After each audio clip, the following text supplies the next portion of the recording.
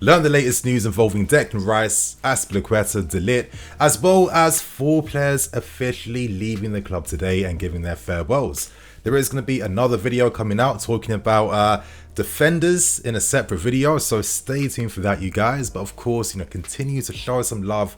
I'm very much appreciative of all the support during the summer. You guys are really motivating me like crazy, so I'm glad that you're enjoying. So today, help me get over 2k likes for today's video, and of course, please share your thoughts and opinions for everyone to read in the comment section too, without wasting any more time. So let's start with the first story, and let's discuss the latest news involving Matthias de Ligt.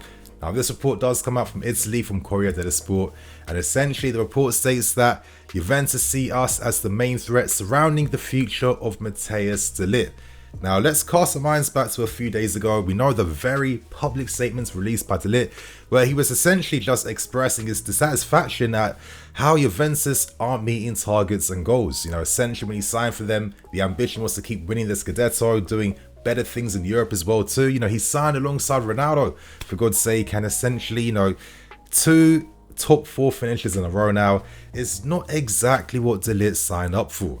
Now, we do know that we have very strong interest in de Ligt. He is part of that official defensive shortlist, and essentially the report from Italy does state that if Tuchel makes it very known that he wants de Ligt, Todd BOEHLY will get de Ligt for him. It really is that simple. We know that BOEHLY really entrusts Tuchel at this point in time, and Tuchel has all the power now to take full control in transfer activity this summer to build the squad in his image. You'd imagine that if Juventus were to sell de Ligt, they could reinvest that into their squads, and personally I think that business can be done here, but it really comes down to who we finally whittle down who the main defensive targets are. There's so many great defensive options currently. I'm assuming we're still talking to all of them. We have to remember this, you guys. Of course, today, the transfer window officially opens, but, we've had sanctions over the past few months. During those times, that's when you're holding talks with players, agents, etc., etc. So we are criminally far behind. We have to do everything again at this point in time. So we have to, remember that point as well, going deeper into the transfer window. But I think de Ligt, we have to remember that when he first signed for Juventus, one of the things that enticed him towards them was the fact that he saw Serie A as literally like a university in a sense where he can grow as a player and just complete his game. He has some strong moments for them. He has strong leadership ability. He is a Dutch international player as well too, and he's already 22 years old, and I do personally think that he could reach an even higher ceiling. Be a very interesting one to see, but ultimately Thomas Tuchel has the keys, so let's see what gets done. We know that currently de Ligt has a 120 million release clause, but I can't imagine anyone coming anywhere near close to fulfilling that. There's a reason why Juventus have tried to entice the player by offering him a new contract with a reduced release clause, of course, to keep the player here. So let's continue to see what happens. Fingers, you guys, de Ligt knows our interest is real. Now it's up to us now to decide when we're going to actually make a bid. So right now we have to move on to a big report that came out today from Football London. And in this report they spoke about some of the transfer activity we are looking to do, breaking down defensive options, midfield options and offensive ones. I'm going to focus solely on the midfield options because there was a lot of great insight and context that, of course I had to share with you guys. And essentially Declan Rice is a player that is still very high on the agenda for this summer. Now the big news is, which might disappoint like a few people out there, West Ham's valuation of 150 million doesn't mean that you have to pay 150 million to sign Declan Rice. The new figure that has come out is that if an offer of 75 million comes in, West Ham could talk and could be open to business. This is big news. This is literally half their original valuation for the player. They literally put out that 150 million to scare teams away. But the reality is simply this. They've recently offered Declan Rice an 8-year contract worth over 200k a week. And when players are turning down consistent riches and money like that, then you know that they don't want to remain part of your club. And Rice has made sure that he won't sign any contracts at West Ham because he does want to move away. He does want to play at a high level, win trophies, and he wants to return back to Chelsea Football Club. Now, interestingly enough, Rice wasn't part of West Ham's U22-23 kit promotional launch, and normally when you're not seeing that the key players, leading, these type of marketing campaigns, that does give you some insight that, of course, naturally, the player could be leaving the club during the summer. and for a new price of around 75 million. There's many ways to work around this. We can pay in installments. We can, of course, use add-ons and clauses over the years, of course, to, help pay off the rest of the valuation over time. And we know that West Ham have interest in our players. I've always felt like the fact that we sold Zuma to West Ham, you're definitely keeping an olive branch open with that one. And with Armando Broja, some reports are conflicting. He's going to definitely get a pre-season at least, but he must have at least like over 30 clubs that are after him currently from all across Europe, with West Ham being one of them as well too. So all I'm saying is that there are many ways for this deal to get finalized that wouldn't necessarily break the bank for us to be able to sign him. I mean, we have to admit we have a very good history of signing players from West Ham who turn out being amazing for us. I think the most famous example actually being Frank Lampard, who's one of our best ever players in our history and an absolute legend. I'm not saying obviously Rice is going to be the next Lampard, but I'm just saying that normally we do have like a track record of players performing well for us after signing for West Ham. Now, you probably understand the fact that Tchouaméni went for literally nearly 100 million to Real Madrid. West Ham will see that, and they'll want something near to that market range of value. Maybe not exactly 100 mil, but something hefty, something substantial. And considering the other DM options we're looking at, of course, Sangare from PSV, he's on the agenda, he's on the shortlist. Two other names came up, both of RB Leipzig, Konrad Laimer, of course, the Austrian international player, and Amadou Haidara as well too, who are also good players. But I just think that Rice, Tchouaméni, for me, I've been very consistent for a long time. Either one of these two. Tchouaméni was my number one. Sanctions killed that off. And of course, our ignorance last season of not just paying the money for him to sign him in advance. One of the stupidest decisions I've probably ever seen, to be honest with you. So for me, you simply have to get Rice, because every big team needs that solid, reliable figure at the back. Rice has Premier League experience.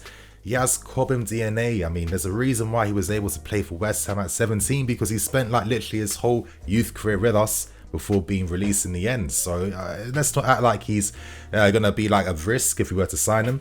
And of course, he's proven himself in the Premier League, and he's shown that he does get better year in and year out. Personally, I really see Rice as like the successor to Matic. I think there's so many similarities between how both players play. I think the key thing is actually how both players carry the ball. Now with Matic, when he was playing alongside Cesc and alongside Kante as well too, he'd regularly receive from the left hand side from the defender or the fullback, receiving the half turn, and then drive the ball forward, taking out 2-3 players before setting up a teammate. I see Rice do this all the time. It's one of his best qualities and traits. When he runs on the ball is tight to his feet. That shows you the technique he has. And also there are some concerns about maybe whether he could necessarily complement a possession game, which I also kind of don't understand why there are like doubts behind this. I say this because you have to look at some key criteria that can give you an indication behind whether a player, of course, can play this style of football.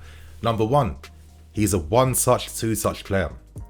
He doesn't dwell on the ball. He's not holding the ball for time. He knows what to do with the ball before he receives it. That's a good sign to see. Number two, he moves the ball very quickly.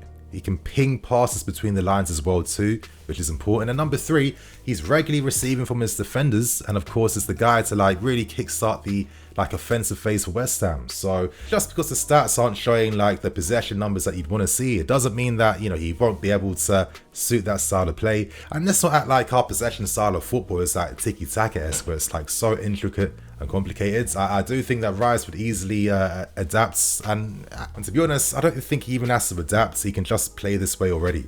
And I think that if we were able to sign him, naturally, I think opinions would change very quickly around the player. But for me, now that Tchouaméni is not an option anymore, in the midfield, it has to be Declan Rice for me. He is the best candidate in the market, in my opinion. Now let's end things with the final two stories, and let's talk some of the farewells at the club at this point in time.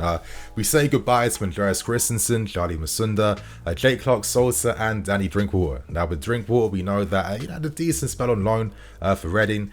He gave a heartfelt message talking about the disappointment he had after signing here, and I do have to say, I felt a bit sad for the player. I mean, I've spoken about Drinkwater before in the past. When he was signed, Conte was using him as a box-to-box mids. Drinkwater was literally like in the pivot, he was deep. And it was quite interesting that we had like the title-winning midfield from Leicester City, yet I don't remember one game in which Kante and Drinkwater played deep in the pivot together, which you'd think could have been used and achieved due to the season we had that year. Could I say maybe, is it surprised why maybe the motivation, depression could have kicked in? I don't think so, but good luck to him, and it's a shame how his career, of course, turned out. Of course, goodbyes to Jake Clark-Salter, who had a good season on loan at Coventry. I do feel like one day we'll see him playing at a Premier League level. He's left-footed, so yeah, he's a decent player. Let's see what happens. And of course, Charlie Musonda being another sad story. Now, I'm just going to literally play his time at Betis. Back in the day, you guys, all his fans were literally actively following what Musonda was doing in La Liga. The skill, the imagination.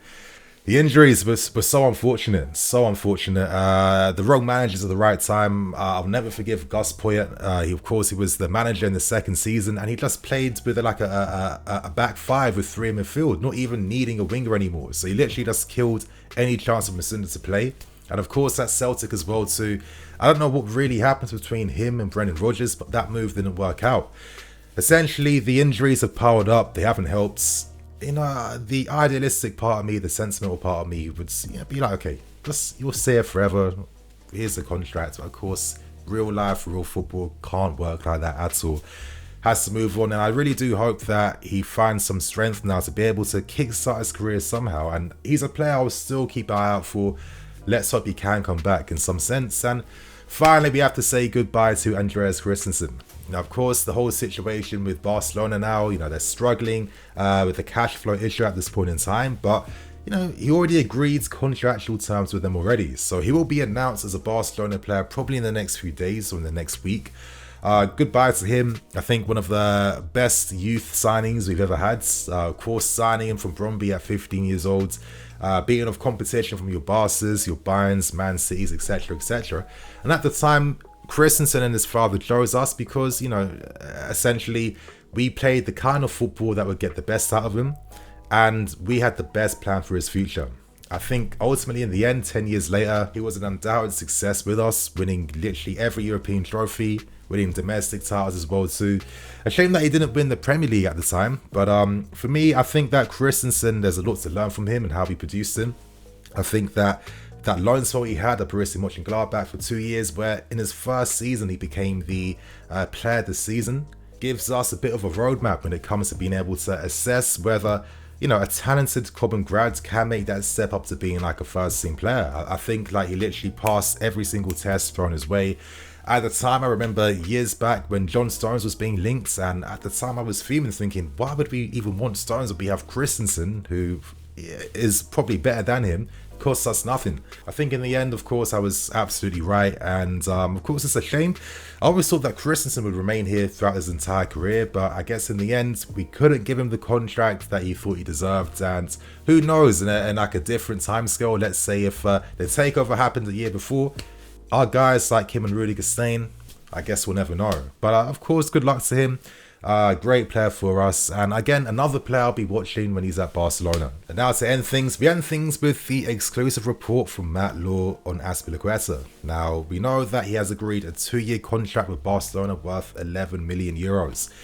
Originally, if the player decided he wanted to leave, he would have got the club's blessing, but based on the report that came out today, because Tuchel has lost experience in Christensen and Rudiger, potentially it's alluding to the fact that maybe the club may turn back on their word to try and keep Azpilicueta at the club.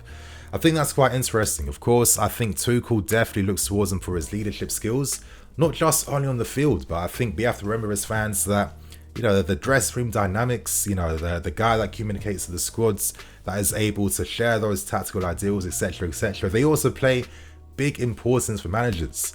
But I guess for me though, I think we could personally afford to let Azpi leave. I think he's getting an amazing contract at Barcelona for the next 2 years there as well too. And I think after seeing how Trevor Chalobah played so well last season, at times for me being a lot more effective playing as that right-sided centre-back, I think maybe this is the time to let the player go and move. Would I be surprised if Azpi was to remain for next season? No, because if we can't get like adequate support in fullback areas and defence, then Azpi is still, you know, a useful option to have. So there is you guys, and on that note, I'm the EFC, this is Blue Line CV. I'll catch you guys later with some more videos. Cool.